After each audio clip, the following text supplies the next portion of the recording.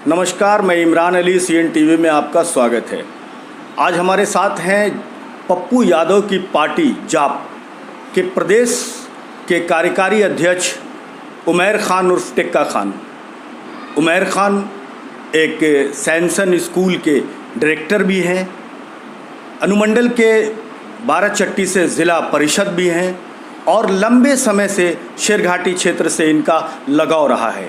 अब उमैर खान उर्फ टिक्का खान शेरघाटी विधानसभा में अपना किस्मत आजमाने के लिए मैदान में उतरे हैं और लोगों से मिलना जुलना इन्होंने शुरू कर दिया है। तो सबसे पहला सवाल, उमैर खान साहब आपका स्वागत है। बहुत बहुत शुक्रिया आपका। सबसे पहला सवाल कि आपने शेरघाटी विधानसभा ही क्यों चुना? सर, शेरघाटी मेरा सपना है। शेरघाटी को मैं हमेशा अपने सपने में देखता रहता हूँ। इमरान साहब, मैं आपको ईमानदारी से एक बात बताता हूँ। मैं अंडर कवर था जब हमारे मामू पॉलिटिक्स करते थे, हमारे भाई रहते थे, मगर मेरे मामू का जो विज़न था शेरघाटी के लिए, वो विज़न किसी नेता का नहीं हो सकता। मैं उनकी बराबरी तो नहीं कर सकता। और शकील अहमद ख़ान जैसी हस्ती है 100 साल में पैदा होती है। 2-3 चीज़ है जो विजन था, जो शेरघाटी को परिसीमन करके शेरघाटी हेडक्वार्टर के नाम पर जो उन्होंने विधानसभा बनाया था, आज शेरघाटी ज़िला बन गया होता। अगर 2010 में शकील साहब यहाँ चुने जाते तो शेरघाटी ज़िला बन गया होता। उनको पता था, वो बोलते थे कि बेटा मुझे एजुकेशन हब बनाना है शेरघाटी को, मुझे यहाँ पे किसी प्रोफेशनल टेक्निकल इंस्टीट्यूट्स को लाना है। NH2 पर बसी हुई विधानसभा असेंबली में मुझे यही फ़ायदा होगा सब डिवीज़न हेडक्वार्टर में कि यहाँ बच्चों, पढ़ने लिखने वाले बच्चों के लिए ऐसी व्यवस्था कराएं। बहुत तगड़ी सोच थी कि हम चाहते हैं कि शेरघाटी में एक सुंदर पब्लिक लाइब्रेरी बनाएं, तमाम कॉम्पिटिटिव एग्ज़ाम की तैयारी करने वाले लोगों को अच्छी सुख सुविधा दें, तमाम बुक्स अवेलेबल रहें। एक जगह जब बच्चे बैठ के तैयारी करते हैं तो आपस में इंटरेक्ट करते हैं और तभी कंपटीशन को क्वालिफाई करते हैं। मतलब ये कि आप शकील अहमद ख़ान के राजनीति विरासत को आगे ले जाना चाहते हैं, या कहें कि उनके ख्वाब को, उनके सपनों को फिर से अपने खुद प्रतिनिधि बनकर ये करना चाहते हैं, तो क्या ये मुमकिन है? क्या पॉलिटिक्स में आइडियल तो वही हमारे। हमको उन्होंने कहा था कि बेटा सियासत का भी धन अर्जित करने के लिए मत करना। जिन लोगों को पता नहीं है वास्तविकता, आपको पता है इमरान साहब, शकील साहब जब सियासत में रहे, मंत्री रहे तो बहुत आर्थिक संकट में रहे, जब हाई कोर्ट में प्रैक्टिस करते थे तो बहुत धनी मनी थे।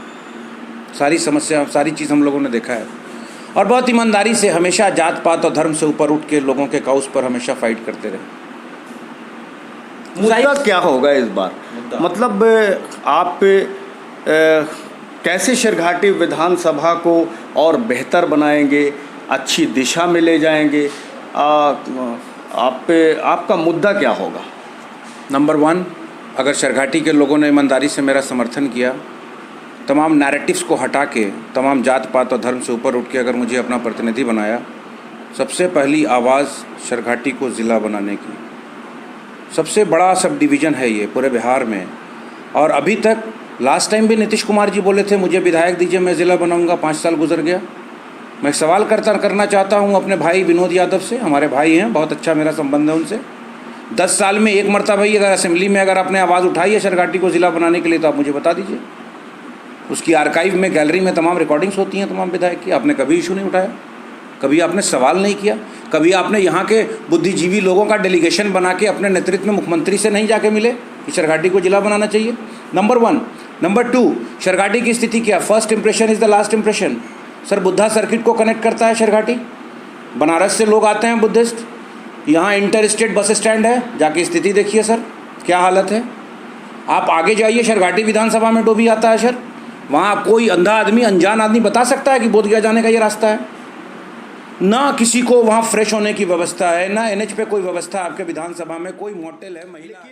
चलिए, इसका जवाब वो देंगे, लेकिन आपसे ये सवाल कि आप उनकी खूबियों और ख़ामियों को किस तरह देखते हैं? अगर आप उनको अपना प्रतिद्वंद्वी मान रहे हैं, विधायक विनोद यादव को, तो उनकी ख़ामियों को किस तरह देख रहे हैं आप? शेरघाटी में पोस्ट ग्रेजुएशन का कोर्स नहीं होता है। One single achievement, give me one single achievement within 10 years। Sherghati grade Shakeel Ahmad Khan, Sherghati college की बिल्डिंग शकील अहमद खान, शरघाटी कोर्ट शकील अहमद खान, चंडी अस्थान का स्कूल शकील अहमद खान। तो give me one single example of Vinod Prasad Yadav कि उनका विजन वैसा है। क्या किया उन्होंने सर? जो उनके विरोधी हैं उनके गांव में सड़क नहीं बनी। हमको एक रिकॉर्डिंग सुनाया था सर, क्लिपिंग है। शकील अहमद खान का चुनाव और वो डिबैकल और जिस तरह का विश्वासघात उनकी पार्टी के नेताओं ने उनके साथ किया, सारे लोग जानते हैं। इसका मतलब वो नहीं है। लोकतंत्र में हमेशा अपने अधिकार की लड़ाई लड़ना चाहिए। आप किसी राजा का फरमान आया कि मैंने इनके सर पे हाथ रख दिया, आप इनका समर्थन कीजिए। आपको हमेशा इंट्रोस्पेक्शन और एनालिसिस करना चाहिए कि हमने इन साहब को ईमानदारी से, मेरी कम्युनिटी में 100% वोट दिया, मगर 5 साल में इन्होंने हमारे लिए क्या किया। That is very important. देखिए होता क्या है, लोकतंत्र की हत्या कहाँ होती है सर? यहाँ तेजस्वी प्रसाद यादव जी या पप्पू यादव जी या नीतीश कुमार जी नहीं आएंगे आवाज़ बनने के लिए। यहाँ की आवाज़ यहाँ का जीता हुआ एमएलए बनेगा, जो यहाँ के जनहित के काउस को असेंबली में उठाएगा। यहाँ के जनहित के काउस को जो भी बरसरे इख्तिदार होंगे मुख्यमंत्री से अपॉइंटमेंट फिक्स करके जाके उजागर करेगा। सर, सियासत जन सेवा है।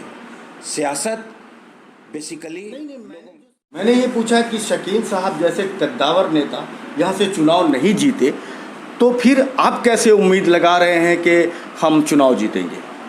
मैं तो चुनाव जीतने के लिए लड़ रहा हूँ। मैं एक बात बताऊँ, मुझे इस बात का पता है कि मैदान में उतरो तुम, अगर किस्मत में उसने लिखा होगा तो वो रास्ता हमवार कर देगा। ईमानदारी से, बिना छल बिना कपट के, ईमानदारी से सच्चे दिल से लोगों के दरबार में जाओ, अपने विचार को रखो। अगर उसको वहाँ पहुँचाना होगा, तुमसे बेहतर काम लेना होगा, तो रास्ता हमवार करेगा और तुम फतेहयाब होगे। चलिए, हमारी शुभकामनाएं हैं। एक सवाल आखिरी में कि अभी आप मतदाताओं से मिल रहे हैं, गांव-गांव का भ्रमण कर रहे हैं, क्या फीडबैक मिल रहा है, कैसा लग रहा है, लोग किस तरह से ले रहे हैं आपको? सर, आमस प्रखंड बेसिकली गुरुआ में था 2010 के पहले। जब लोगों को ये पता चल रहा है कि मैं उनका परिवार हूँ, उनका भगना हूँ, लोग ठगा हुआ महसूस कर रहे हैं। हर कम्युनिटी के लोग, कोई जात पात नहीं है, चाहे वो किसी जाति किसी धर्म के हों। मैंने कम से कम 15-20 गांव का दौरा किया होगा। अपार समर्थन है सर। पता चलता है, लोग अपने घरों से निकलते हैं, मैं कोई ऑर्गेनाइज़ करके नहीं जाता। कम से कम 200-400, 100-200 लोग तो आके मिलते ही हैं, हमसे बात करते हैं, घंटा 2 घंटा मेरी बात सुनते हैं, सवाल जवाब होता है। उनको लगता है कि नहीं उस परिवार के सदस्य हैं। प्लस ये है कि अभी हम जनप्रतिनिधि हैं, तो ये फीडबैक तमाम लोग लेते रहते हैं कि मेरी कार्यशैली कैसी है अपने क्षेत्र में। हम में कि ये जो देश को बांटने वाली ताकतें हैं और जो देश को बचाने की राजनीति करने वाला गठबंधन है, वो हम लोगों से वार्ता करेगा, हमारा अलायंस होगा और हम अलायंस गठबंधन के ही द्वारा शरघाटी विधानसभा से प्रत्याशी घोषित किए जाएंगे। मैं इस बात का मुझे पूरा यकीन है। चलिए सर, बहुत बहुत शुक्रिया। ये थे हमारे साथ उमैर खान उर्फ टेक्का खान। इन्होंने बहुत लंबी बातचीत की और तमाम सवालों का बहुत ही बेबाकी के साथ जवाब दिया।